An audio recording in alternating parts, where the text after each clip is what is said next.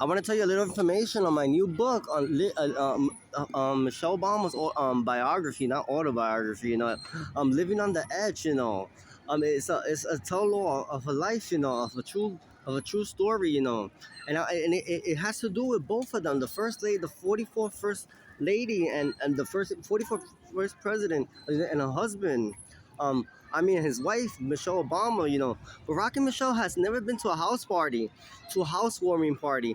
They have never had a bachelorette or attended a bachelorette party or a bachelor party. They have never been to a cookout, to a barbecue.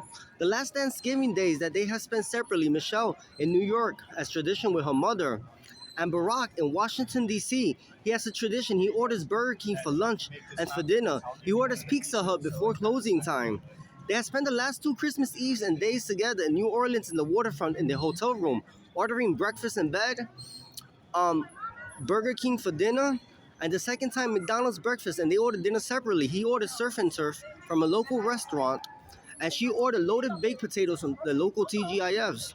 They have spent every New Year's Day separately since leaving the White House. They have a tradition. Michelle Obama goes to her friend's home. She knows since the age of 13 in Vizcaya, in Miami, and they stay home and order sushi, bento boxes, and watch the ball drop.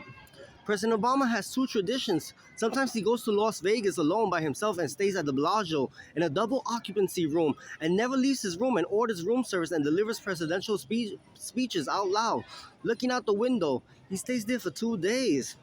Last year, he opted for his usual, a trip to the island of Aruba, and stays for 2 nights and tells Michelle Obama he went to Las Vegas with Richard Branson and he stays at the Ritz-Carlton at the 7th floor for his request, a rear view, and does the same political speeches, orders room service, and last year a total of 7 Merlot bottles from Quebec, totaling a room service bill of $972.02 and a gratuity of $7.05. He left.